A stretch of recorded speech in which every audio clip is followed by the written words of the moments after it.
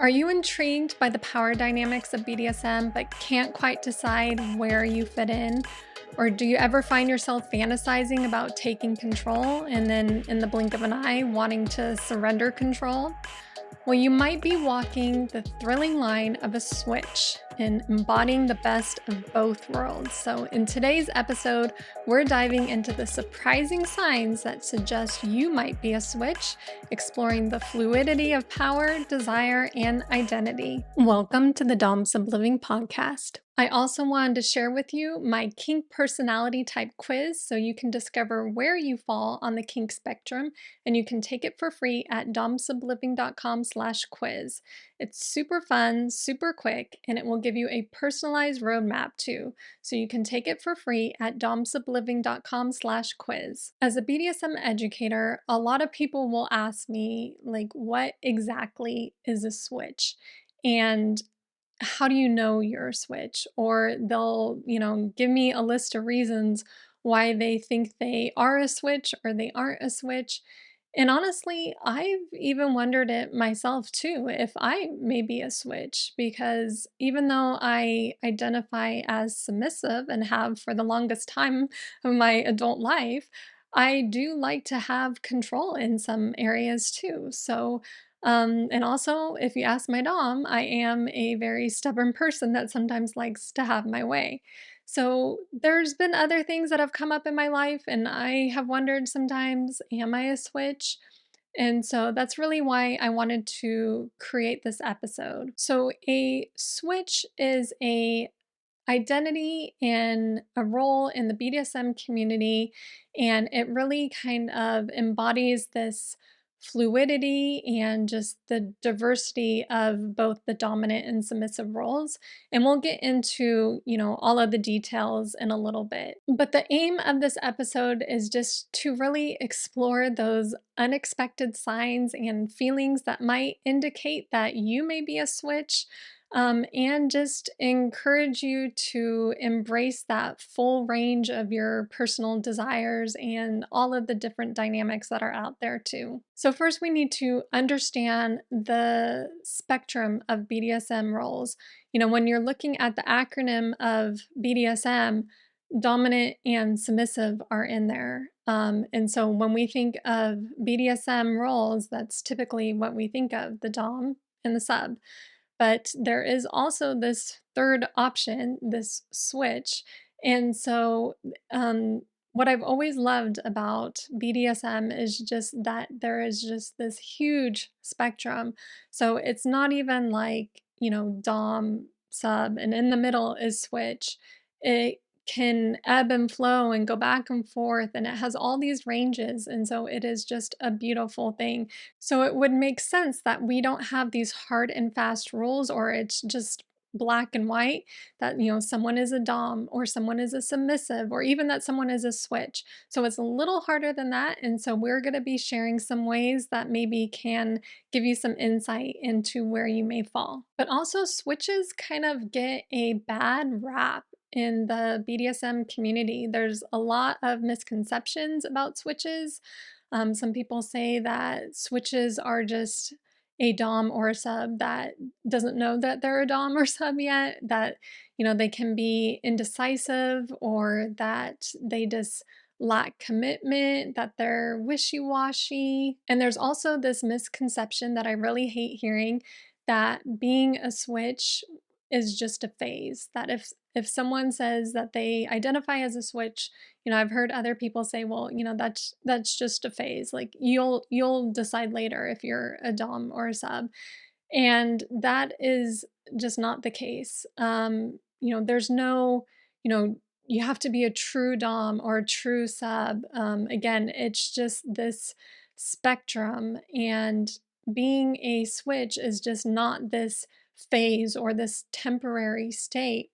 And so, kind of in relation to this, there's also the misconception that all switches are bisexual. And so it kind of goes with all those myths that are around bisexual people too, that they are just indecisive and they can't, pick. And so a lot of people just lump bisexuals and switches together and just kind of believe the same myths about both of them. And then there's also this misconception that I've heard about switches that they are, I'm sure you've heard the saying where someone's a jack of all trades, but a master of none. So they may think they may be able to do everything a Dom and a sub can do, but they can't really master the role, or they can't, really, claim that role and do it well. And that is just not true. That switches can excel in just as many things as a dominant can do and that a submissive can do, because we can be multifaceted people. And so it is just not true that, DOMs and subs have just this better skill set than a switch. Um, like a Dom and a sub can both learn from a switch, and switches can learn from DOMs and subs. And so, really think if you have made any of these misconceptions yourself, if you've believed some of these things, I would really, really have you challenge yourself, because switches bring a lot to the table, and they are super valuable to the BDSM community because they bring a degree of versatility, empathy, because they do know both the Dom and the sub role. They can just have more of that deeper empathy and understanding, especially of their partners too, because they have experienced that role that their partner may be in. And so that can lead to more, just innovation and creativity in experiencing scenes and designing scenes, and just being able to, explore and play and just enjoy all the different types of BDSM experiences that are out there. And they also just have different flexibility and different dynamics. So they're super valuable in that way too. They just offer a ton of education and even mentorship because they have been in both those roles or are in both those roles. And so there's a lot to learn from them. And switches really make the BDSM community better because they help break stereotypes. And I am all about breaking stereotypes. So, having a Dom and having a sub is kind of just this binary notion that we as a community have just accepted in all aspects of our lives. And having the existence of switches in the BDSM community just really helps to challenge that and open all of our minds to see that it doesn't have to be a binary role in the BDSM space. And there's also a lot of benefit to being someone who's a switch because they have that versatility, that empathy. They do have, an advanced set of skills because they've been operating on both sides of the slash. So their power dynamics can be even stronger. And also, because they are a switch, they can have a better range of partners. A lot of people struggle in the BDSM community with being single and how to find a partner. And so when you are a Dom only looking for a sub, that cuts off a lot of people, and vice versa. If you're just a sub looking for a Dom, that can cut off, a huge amount of your dating potential. So being a switch can open you to both submissives and both dominants and to other switches as well.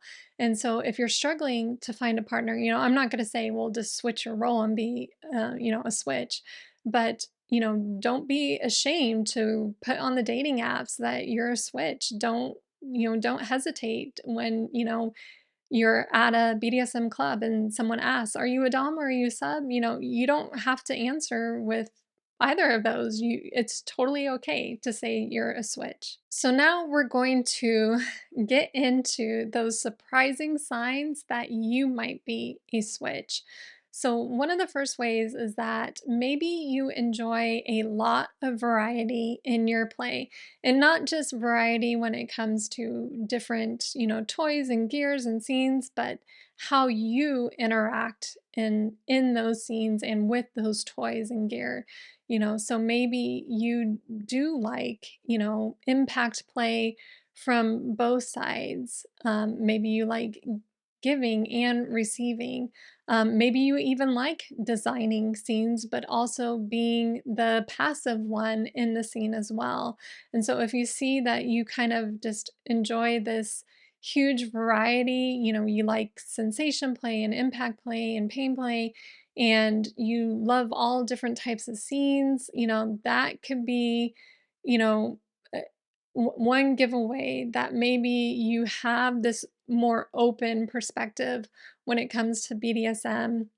I kinda call it like being a kink chameleon, that you kind of like all things, and so that can be a big cue that you might be a switch. And then another big clue that you might be a switch is that different emotional states kind of influence your preferences.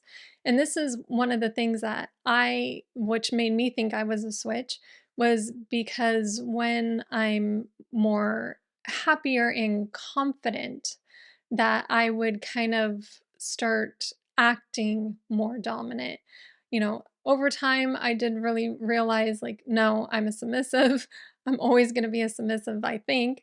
But when your emotional state kind of just dictates your preferences, or maybe you're feeling down and struggling, and then you start seeing yourself being more passive and submissive and wanting the other person to make the decisions and take the lead, um, that can be an indicator too, because a lot of switches I've talked to have said that is the case, that their emotional state kind of will dictate whether or not they are feeling like a dominant or feeling like a submissive in that moment, or feeling, in a scene like a top or as a bottom. And then another big sign is just that power dynamics fascinate you in both directions, like both sides of the slash. Like, when you're doing your research, which I highly recommend, and you're learning about the psychological aspects of being a dom and being a sub, that you're not just drawn to, all of the facts and data and research of submissives, you also like those of the dominants too. And you just love learning from both. When you're on something like my blog and you're reading articles, do you, skip over the dominant ones, or, only read the submissive ones, or are you reading both? Do you like learning about both perspectives? So that can be a big clue too. So another clue, I think this is kind of a funny one, but that you relate to both DOMs and subs in different media and literature. And so I'll give you an example. So my most favorite BDSM movie of all time is Secretary. If you haven't watched it, go watch it. You'll thank me later. But so there is a dom and there's a sub. And so if you're watching that movie, and if you sympathize more with, one of the characters, then, that may give you a clue that, you're more into that role. But if you're watching that movie and you kind of sympathize with both of them, or you're really intrigued, or you can see yourself in either of those roles, that can be a huge sign that, you may be a switch. Even if, okay, you read 50 Shades of Grey or you watched the movies, because a lot of people come to me because that's how they first got their, first, exposure to even the concept of BDSM. So, if you were, drawn to maybe both characters and can see, the pros and cons of each of those roles, and can kind of see yourself in each of those roles, and kind of like what maybe they're both doing, that can be a good sign. So if you're drawn to both the dominant and the submissive, and different movies and shows and books, that could be a good sign too, that you may be a switch. And then one that kind of goes along with this is that maybe you have flexibility in your fantasies. So everybody has fantasies, and fantasies don't always mean we want to do them in real life, but having fantasies where, in some of the fantasies you're a dom, or some of the fantasies you're a sub, can also maybe a clue that you're a switch. If you're able to fantasize yourself in both of those roles, maybe not at the same time, but at different times, that could be a good indicator that you may be a switch, because if you can at least fantasize and see yourself in that role then and get turned on by it, then that can be a good indication. And then another surprising sign that you might be a switch, I'm just gonna throw it out there, but if you top from the bottom a lot, or if you're a dom and you bottom from the top a lot, that can be a big sign that you might be a switch, because there's a lot of reasons that someone may top from the bottom or bottom from the top. But if you're constantly doing it, it could be a big sign that your mind and your ego and your emotions are wanting to switch in that instance. And so if you do find yourself topping from the bottom or bottoming from the top, what I suggest you do is, write down when it happened and why you think it happened. Like what caused it, what led up to it, and see if you can find any patterns. And you might see that, in some, times of the day, some situations that may be happening more. And it could be, that would be a good opportunity to try switching instead of doing something like topping from the bottom, which can lead to arguments and fights and things like that. So, switching could be a different alternative. Now, if after going through all of those reasons, you kind of think, yeah, I might be a switch. Like, that's totally okay. In fact, I would say, honestly, embrace it. And so, you want to explore being a switch, communicate with your partners, and just experiment, safely, but experiment with both roles. And also, of course, connect with other switches and the switch community as well. And just know that it is so important to just have self acceptance, no matter what your role is, no matter if you're a switch, you may have listened to all these reasons and say, nope, I am definitely a Dom, or nope, I'm still a sub. But still have that confidence in your role and just embrace who you are, because that brings so much freedom in your life, and because then you can just explore, a full range of desires, without, the shame, without the second guessing. But if you are a switch, definitely, communicate that with your partner. And then one thing I wanted to say as well, if, you're a dom or you're a sub and your partner comes to you and says, I might be a switch, um, listen, be empathetic, ask questions. Don't, this isn't an accusation against you and anything you're doing or an attack on you, but really try to listen and seek to understand, because if they are sharing that with you, I'm sure that took a lot of guts and they're being extremely vulnerable. So listen to your partner. And if you're switched to, take the time to really communicate these things, because everybody should be living their true role. And so if that means you're a switch, then I just want to congratulate you on your journey. So you may need to go back and listen to all those signs again. I know we went over them super quick, but just really take the time to think about them, journal about them, and ask your partner too. Do you think I have these signs? Do you think I do these things? You may get an answer that you were not expecting, but I just really highly encourage you to explore your BDSM identity in a way, obviously, that's safe and consensual. And you can also check out our private community group where we have a lot of other switches there as well, so you can reach out to them for support and ask questions on your journey. So I had fun exploring with you what it means to be a switch. So definitely reflect on your own experiences and your own preferences, so that no matter what role you are, you can embrace your BDSM identity with confidence. And also, I have that kink personality type quiz too, so you can discover where you fall on the kink spectrum, and you can take it for free at domsubliving.com/quiz. It's super fun, super quick, and will give you a personalized roadmap too. So you can take it for free at domsubliving.com/quiz. Thank you for joining me and being a part of the Dom Sub Living community. You can check out all of the details and links for this episode in the description and show notes. And be sure to hit subscribe so you never miss an episode.